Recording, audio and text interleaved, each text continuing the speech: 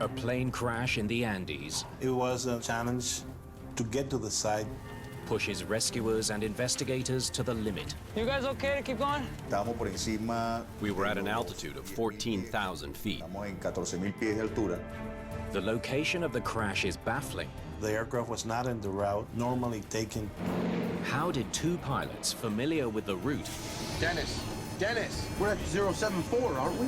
become so lost It was far away to the north. that they flew straight into a mountain? Y era increíble escucharlos, It was incredible to hear them talk the way they were talking. en que conversaban. What a piece of junk. Mayday.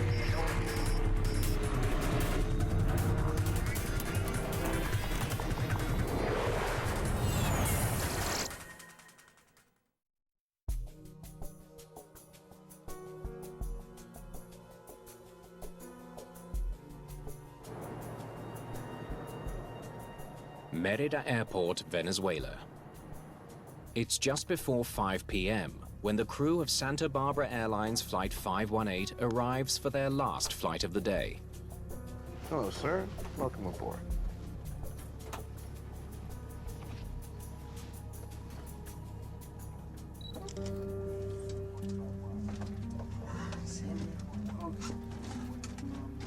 Yeah, so I told them upstairs that the standard operating procedures in this place are all wrong. Captain Aldino Garanito Gomez is a senior pilot and flight instructor for the airline, with over 5,000 hours in the air. So I'm going to give the chief of operations my manuals next week. The captain's first officer today is one of his closest friends.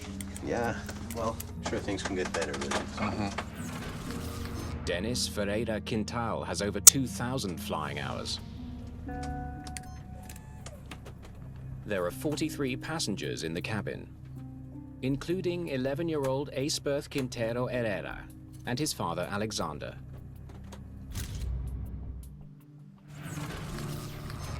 Alexander en ese momento era Alexander was the mayor of Mucachias, a town in the state of Mérida. He was going to a meeting of his political party because he was running for governor of the state. partido político, ya que él estaba siendo precandidato para la gobernación del estado. Today, they'll be flying an ATR-42 twin turboprop. The aircraft is popular with regional airlines. Carlos Hopkins is a Venezuelan pilot who knows the plane well. Es un excelente avión. It's an excellent airplane. What we say in Venezuela is that they're like a battle horse. They're very dependable airplanes. Son aviones muy confiables. The flight prepares to depart. for your information, an Avior D-190 checked in 2 minutes ago directly over Lagunilla Station. The tower warns Captain Garanito Gomez that another plane is coming in to land from the west. Roger, Avior via Lagunillas. Startup clearance received and doors closing. The single runway at Mérida Airport can only handle one plane at a time. If Flight 518 doesn't get off the ground soon, it will have to postpone takeoff until after the other plane has landed. Roger. Clear for takeoff. Okay, we're ready to go. You can have control if you want. This afternoon, First Officer Ferreira Quintal is handling the flying.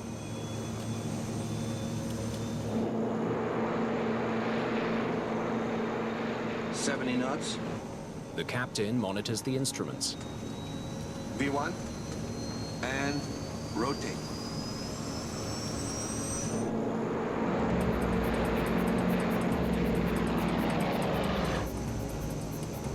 Gear up. Check. We're up.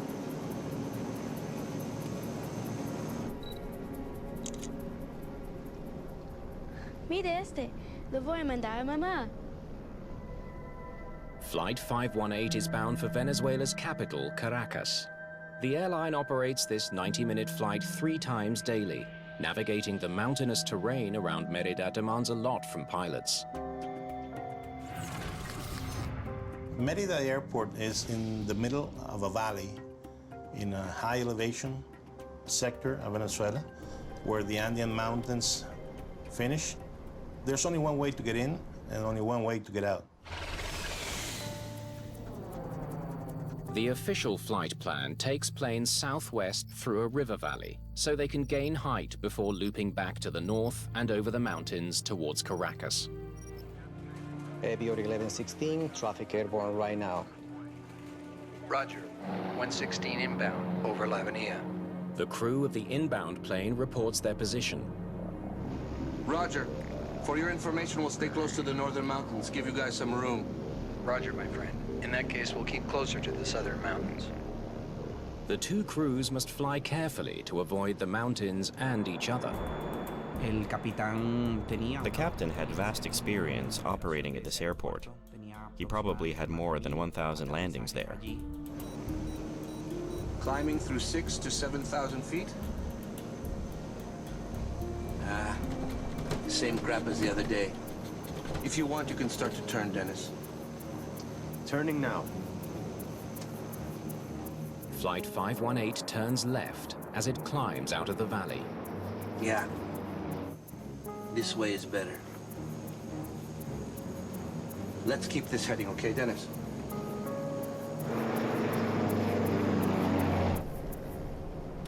As they climb, the crew must continually adjust their course. Dennis, a bit more to the right. To the right? Yeah, get to 067. Then, 6 minutes into the flight, something begins to go wrong. An alarm is sounding a warning that the plane is dangerously close to the ground. The ground proximity warning system just gave our auto warning to the pilots, indicating that the terrain was coming in front of them in a very rapid way. Dennis! Dennis! We're at 074, aren't we? The captain takes control of the plane. Dennis, I have it. The passengers are unaware of the growing danger, while in the cockpit, confusion mounts. Altino! Hold on. Hold on, easy, Dennis, easy.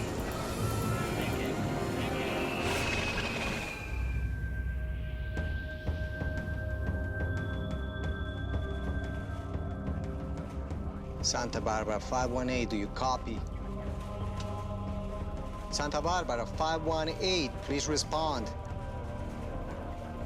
15 minutes later, Flight 518 hasn't checked in as scheduled.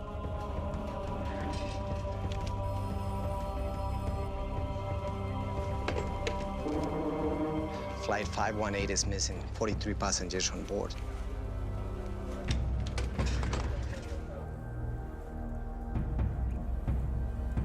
The news that a plane has gone missing spreads quickly in the small town. Teníamos toda la esperanza de que la aeronave se haya... We had hope that if the plane did crash, it crashed in a place that allowed for some survivors. There was a feeling of optimism. Era un ambiente de optimismo.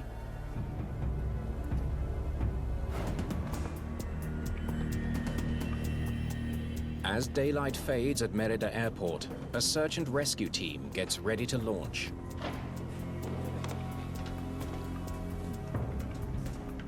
Orangel Lozada joins the team in Merida.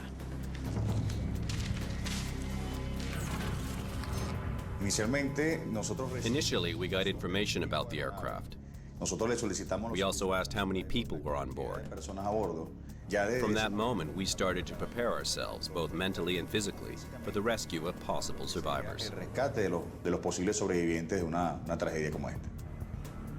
When a flight goes missing, rescuers often use a plane's radar track to pinpoint its last position. But Merida Airport has no radar.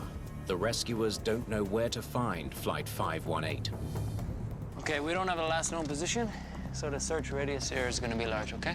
With no other clues to go on, they begin searching by helicopter along Flight 518's planned route. But strangely, the plane is nowhere to be found. The search was done by helicopter. we discovered that the plane wasn't on the planned route. Due to the captain's excellent reputation as a pilot, rumors begin to spread that the missing plane may not have crashed at all. Una vez que me enteré que la tripulación estaba conformada por el capitán. Once I learned that the crew was headed by Captain Aldino Garanito, first thing I thought was that they had been hijacked. That airplane was really missing because the airplane was hijacked. Porque estaba el avión secuestrado. Then comes distressing news from high in the Andes. Mountain villagers have reported a plane crash 10 kilometers from Mérida. There's no word about any survivors. Until we arrive at the site, we cannot give up hope. If any passengers are still alive, they're now in a new fight for survival against the elements.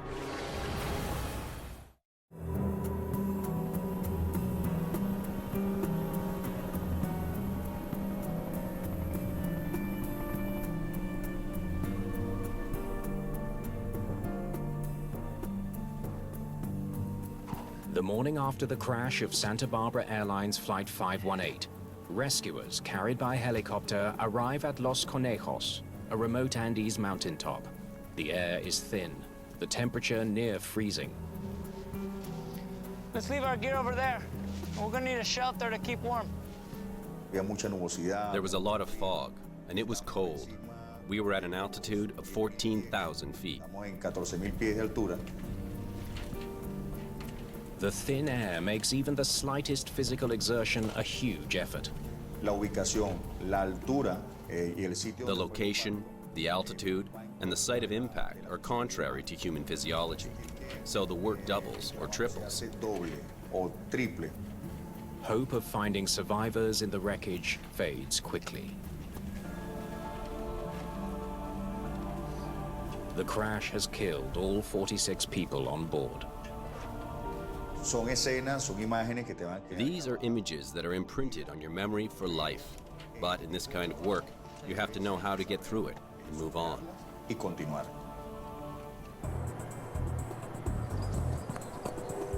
Meanwhile, at Mérida Airport, investigators from Venezuela's Aviation Accident Investigation Board begin setting up a base. It will take time before they can get to the remote crash site. So, where exactly is the crash site? It's their task to figure out why Flight 518 ended in tragedy. Okay. You have a team already there? Una de las cosas que más nos preguntábamos era el por One of the things we wondered the most was why the aircraft ended up in that location, since it was not on the route that they should have been following when they left the airport. Para lo que es la salida de ese aeropuerto. Controllers in the tower provide some insight. We're trying to figure out why they weren't on the official route. Oh, because they were flying observatorio. It's not an official route, but everyone flies it. Investigators learned that instead of flying the usual loop around the valley, Flight 518 was taking a popular but unofficial shortcut. It's known as Observatorio because it passes over an astronomical observatory. It was a normal, common practice to do it direct over the observatory. And there was only one reason: time. Following the established procedure took them at least 10 or 15 minutes longer of flight time. This departure route via the observatory allowed them to save that time. Les permitía ahorrar ese tiempo. For the company, it means a lot. 15 minutes of fuel in this case. Though unofficial, the shortcut is so common, the tower cleared them for the route. 518 airborne. Contact me again when you cross observatory.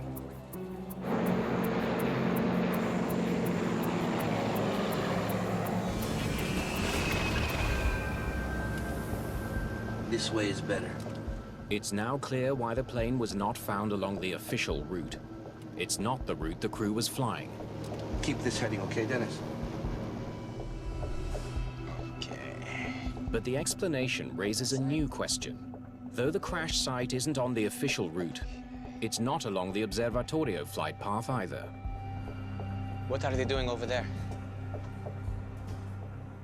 The aircraft was not in the route normally taken to go over the observatory. It was far away to the north.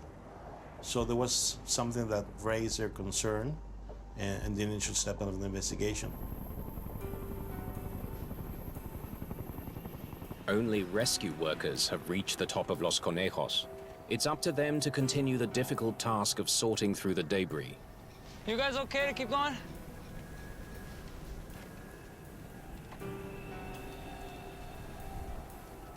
The search and rescue mission is now a recovery effort. But that doesn't change the brutal, high-altitude conditions. Paramos para todo tipo de actividades y todo tipo de situaciones. We prepare for all kinds of situations, but this case in particular was much more difficult than others. It pushed us almost to the limit of our preparation. De nuestra preparación.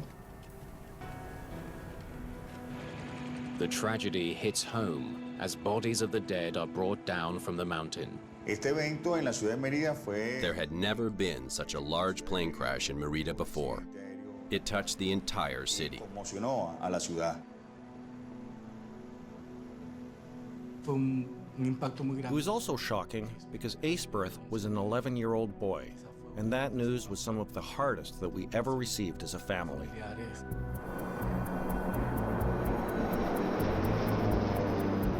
Investigators know the pilots set out to fly over the mountaintop observatory. They know the plane veered off course, with tragic results. But they don't know why. Was it pilot error? A mechanical problem? Poor weather? Or something else? The answers may lie in the wreckage more than 12,000 feet above sea level, but so far the investigators haven't been able to get near it. Before they can ascend to such a dangerously high altitude, they must first pass a physical exam. La situación es bien extrema, ¿no? Incluso the situation was quite extreme. There were some people that suffered from disorientation, so you had to be very careful with the people in your team. Había que tener mucho cuidado con el equipo de trabajo. I'm okay? I'm ready. Let's get up there. I'm on my way.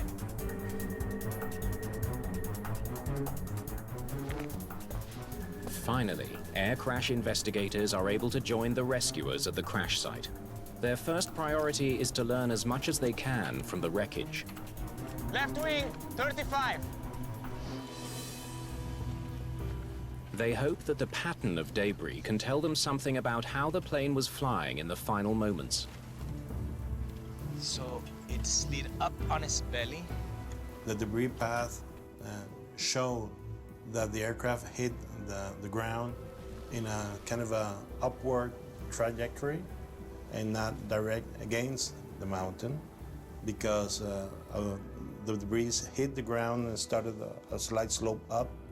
As a matter of fact, some parts of the aircraft and some bodies were found a little bit higher from the point of impact. That shows that the aircraft was climbing at the moment of impact. Dennis, I have it. Investigators conclude that the pilots of Flight 518 must have put their plane into a climb before they hit the mountain. Aldino! Hold on. Hold on, easy, Dennis, easy.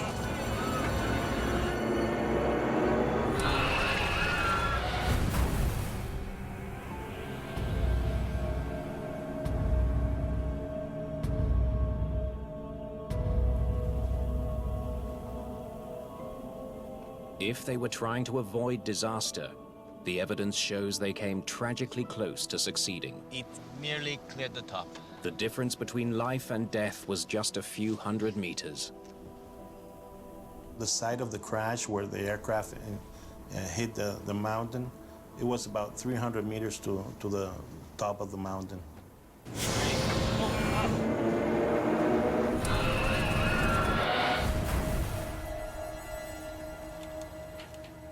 Rescuers have recovered Flight 518's 2 flight recorders.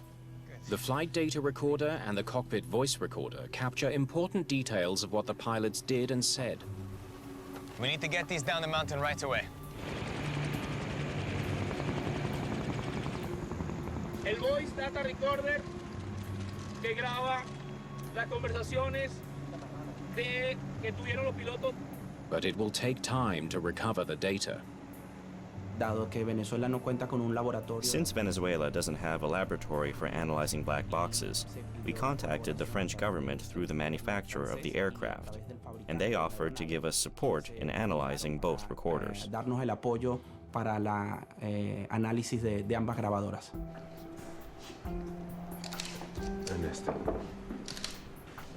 Investigators wonder if a problem with either of the plane's two turboprop engines might explain the crash. Maybe they had an engine failure and just lost power and didn't have enough power to go over the mountain and crash. The engines themselves are too badly damaged to provide any clues. It's completely melted. But the propeller blades do tell a story. We were able to determine by the damage to the propellers that they were rotating at the time of impact. Producto de estos estar girando al momento del impacto. The way they're bent reveals that the blades were spinning normally when they hit the ground. Clear evidence that the engines were working at the time of the crash. The engine was burning and turning. Instruments from the cockpit are brought down the mountain for analysis. We recovered instruments like the altimeter and the airspeed indicators, and they had remained in optimal condition for post-crash analysis. Condiciones óptimas para poder hacer un análisis posterior. The instruments confirm the plane was under control just before the crash, but they hold few other clues. So far, everything points to a plane that was operating normally. There was no malfunctions, everything was working well, and they just crashed against the mountain. Why that happened remains a baffling question for the Venezuelan investigators.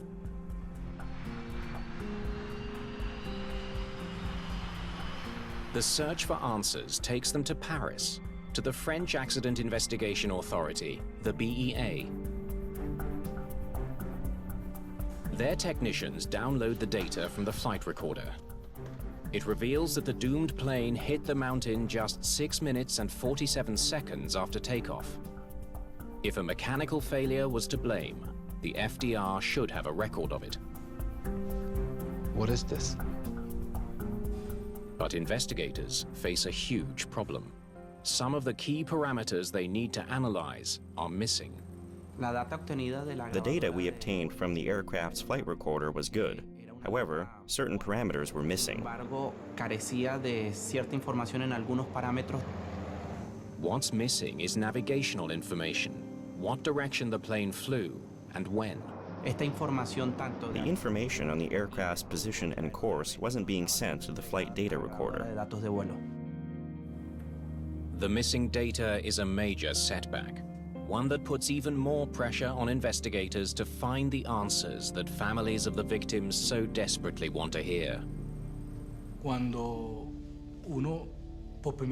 you find yourself a victim of an air disaster for the first time, you really feel angry and powerless. The accident could have been avoided. You want to know why it happened.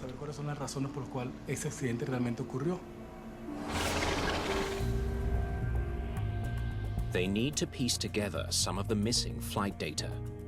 They come up with an unorthodox way of doing that. Tell me when you're ready. Okay? They try to figure out the movements of the plane.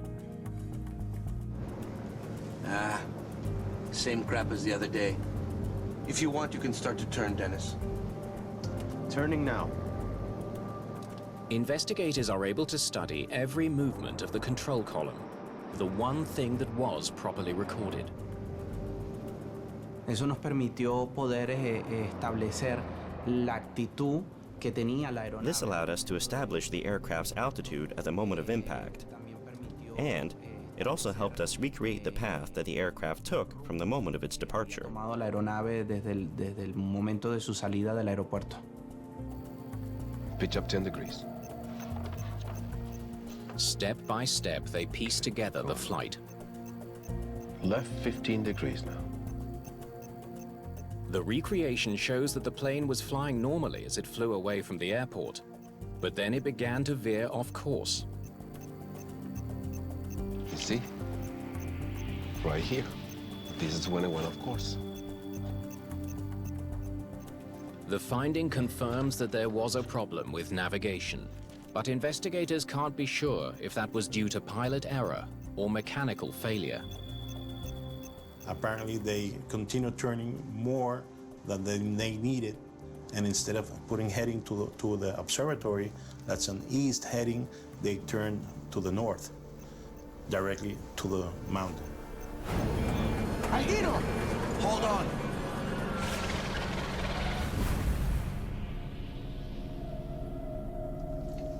Go ahead, please. With no hard answers from the flight data recorder, investigators in Venezuela consider some conversations captured on the cockpit voice recorder. They focus in on the last moments of the short flight, hoping to hear something that might explain why the plane veered off course. Yeah, get to 067. The pilots discuss their compass heading.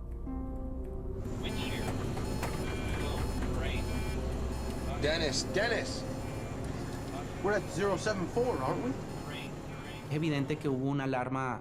It was evident that there was a panic among the crew. The co-pilot started to worry about the position and heading that they were on at that moment. En ese momento. What investigators hear next provides a disturbing glimpse into the flight's final seconds. Damn, Aldino, we're at 318. The pilots couldn't agree where they were headed. They have no idea where they are. How could such a dangerous situation arise on a popular commercial flight? Aldino!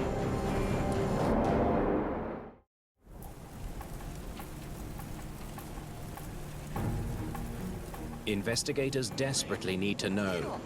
Hold on. Why the crew of a reliable airplane carrying 43 passengers Hold on. Easy, Dennis, easy. lost track of their heading and crashed into a mountain.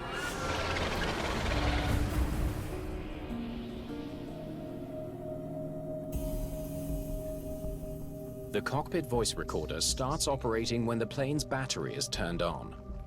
Investigators scrutinize the pilot's early conversations for any signs of trouble.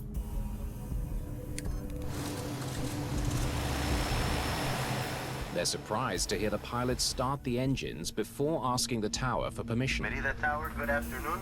Santa Barbara 518, requesting startup and clearance for our flight to Maquetía. One of the pilots was asking for authorization for engine start. The other pilot was already starting the engines.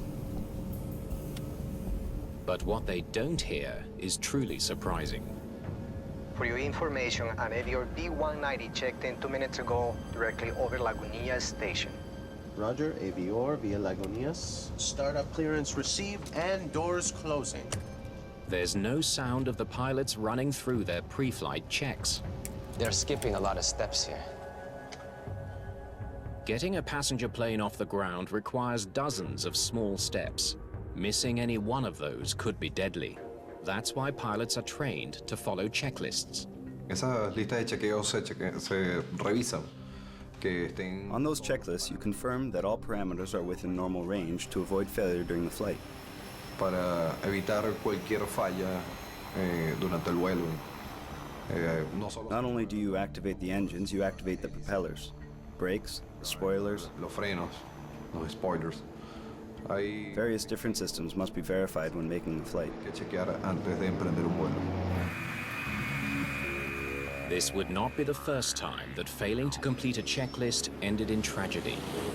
In 1987, Northwest Airlines Flight 255 crashed in Detroit after the crew failed to configure the plane properly for takeoff.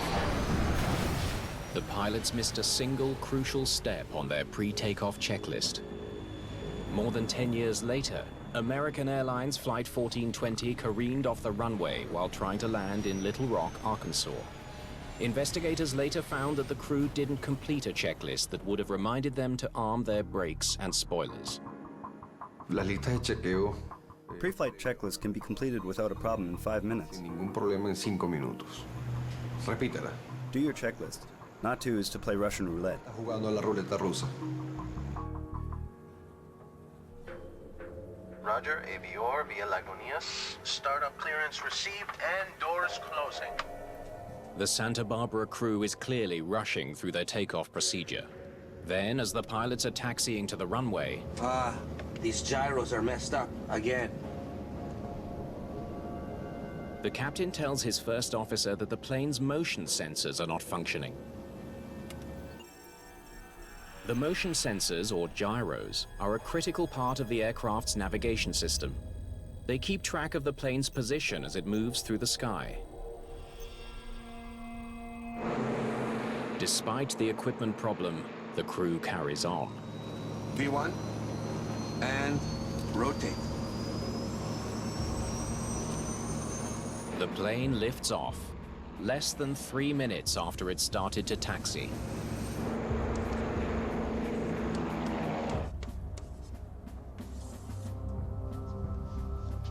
Now that's fast.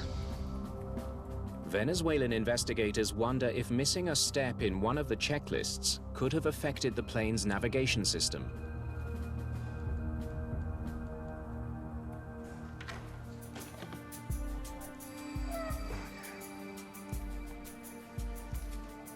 The Attitude Heading Reference System, or AHRS, gives pilots critical information they need to fly the plane. Let me see that. The AHRS is a system developed to reduce the complexity of the navigation system of the aircraft. The attitude of the aircraft, the bank, and the heading, they combine everything into one unit that gives all that information. That's right here. Dennis, a bit more to the right. To the right? Yeah. Get to 067. An inoperative navigation system could explain why Flight 518 took a deadly turn towards the mountains. The question now is how a hurried takeoff could lead to such a dangerous malfunction. Let me see those specs again. Gracias.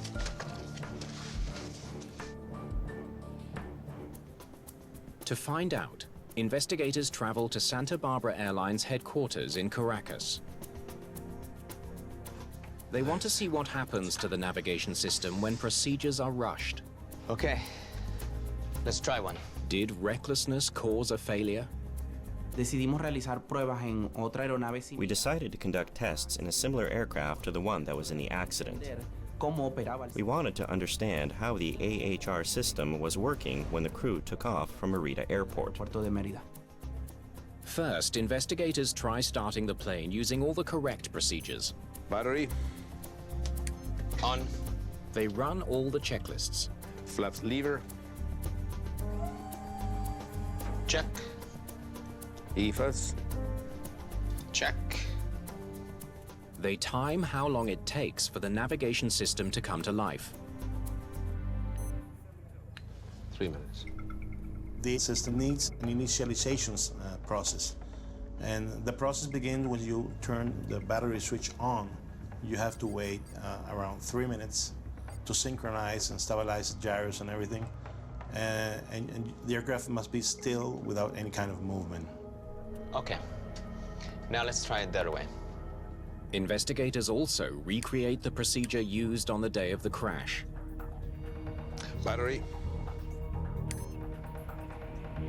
Due to their hurry, they started engines and immediately started taxiing to the runway in use. And doing that, they forgot to check their flight instruments. They started moving now. The test confirms that Flight 518's hurried takeoff left the navigation system offline. Less than 30 seconds. That's all they had to wait.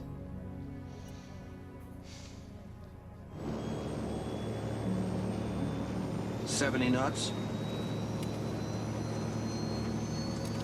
V1, and rotate. They took off with no accurate way to track the direction they were flying. If they would have checked that, they would have noticed that the 3 minutes waiting time had not passed, and they had their screens blank without any navigation information. All the conditions for the accident to occur existed on the ground. They were created on the ground. En la tierra. Investigators now know why Flight 518's navigation system wasn't working. But the pilots were extremely familiar with the terrain and should have been able to see the mountain in time to avoid it. Merida Airport is a visual airport, isn't it? Mm-hmm. At Merida Airport, planes operate under visual flight rules. Pilots look out of the window to watch for any obstacles in their path. Why didn't it work this time? It's curious because they've done that route many times. All of us flew that route, and Aldino especially was one of the ones who flew it the most. Climbing through 6,000 to 7,000 feet? We're visual. Investigators study weather records from the day of the crash. They learn there were thick clouds in the plane's path when it reached 10,000 feet. Definitely not clear sailing up there. Okay. All right. Now, they would have entered the clouds when they got to 10,000 feet. So that would be around here. It's exactly the point where Flight 518 began to veer off course. But look at that.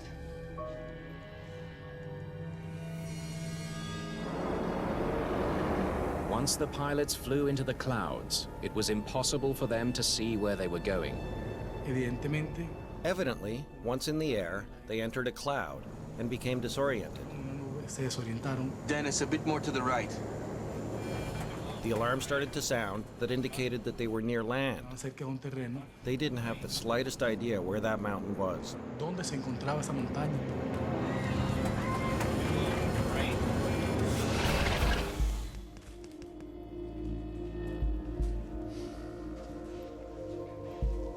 It was the final straw. You start to think, why did this experienced pilot in a place where he goes more often than the majority of the pilots got into this situation? These gyros are messed up again. The CVR points to the reason for the pilot's blunder. Oh, crap, Aldino. Yeah, we can't see anything. We'll have to reset it during flight. What a piece of junk. We'll go visual. They believe they can reset their instrument during the flight. We'll take off in the dark. Their conversation reveals they'd done it before. Same thing happened last time when we had to take off like this. But this time, their luck didn't hold. It's practically impossible to maintain a flight straight and level enough for the gyroscopes to synchronize in the air. A tiny sound on the CVR also suggests that the pilots had an unconventional strategy for navigating while they waited for the system to reboot. Whoa. What was that sound? Can I hear it again?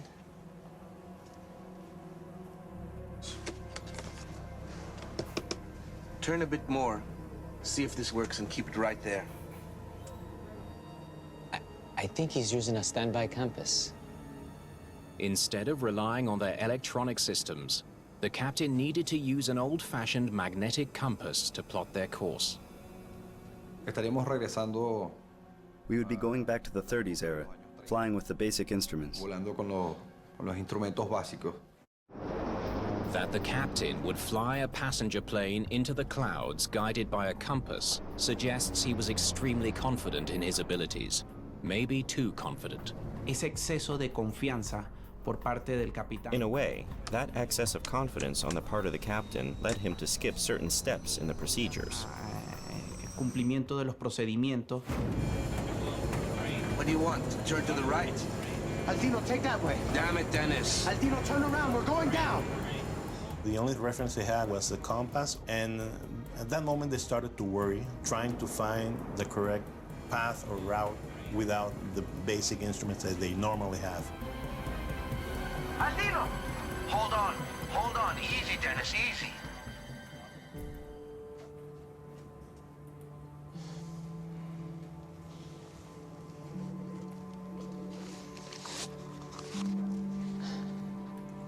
They were flying blind. It is now clear that a dangerous combination of failed instruments and poor decisions caused the crash of Flight 518.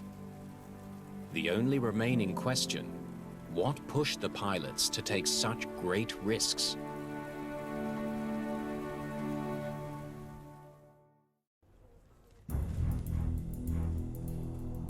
Venezuelan investigators believe that the pilots of Santa Barbara Airlines Flight 518 knowingly took off with inadequate instruments and a risky plan to restart their navigation system in the air. I need to know what these guys were thinking. To learn why they did that, they pieced together the pilots' last hours before the flight. Do you remember what time they were here? You know, the problem with this company is that they don't listen to their employees. When the pilots arrived to Merida, they decided to go to the terminal. They learned the pilots left the plane in between flights to relax over coffee in the terminal. The good friends got talking and lost track of the time. The passenger department sent the passengers on board without having the pilots at the aircraft. You cannot have the passengers embark until at least there's one pilot aboard the aircraft. Oh, Dennis, come on. It's late. We gotta go. From this moment on, the pilots are rushing to get back on schedule. In aviation, rushing doesn't end well. It never ends well. The pilots enter the cockpit just 7 minutes before their scheduled takeoff, and half an hour after the last passenger boarded the plane. To do it faster means you're doing it too rushed. Something can happen. Something can fail. Yeah, we can't see anything. We'll have to reset it during flight. What a piece of junk. We'll go visual. Same thing happened last time when we had to take off this way. The pilots make a rash decision to take off quickly. They know the area well, and it's not the first time they've flown without the instrument. The worst risk and the worst mistake that a pilot can make is to feel confident in a flight. No two flights are the same. Es igual.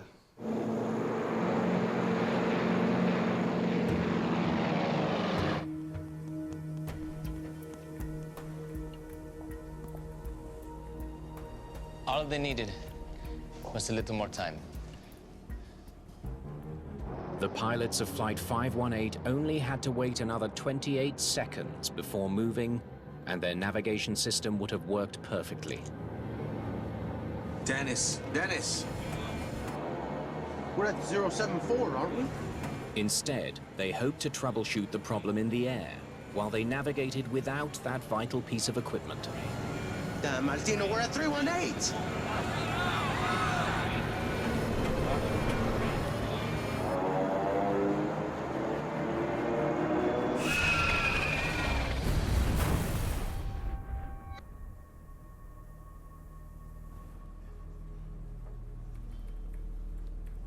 This didn't have to happen. Soon after the crash of Flight 518, Venezuelan authorities decide Merida Airport is just too dangerous. They close it to commercial traffic. Without a doubt, the investigation helped public awareness and promoted change within the aviation community. I am 100% sure that this prevented other accidents in Venezuela.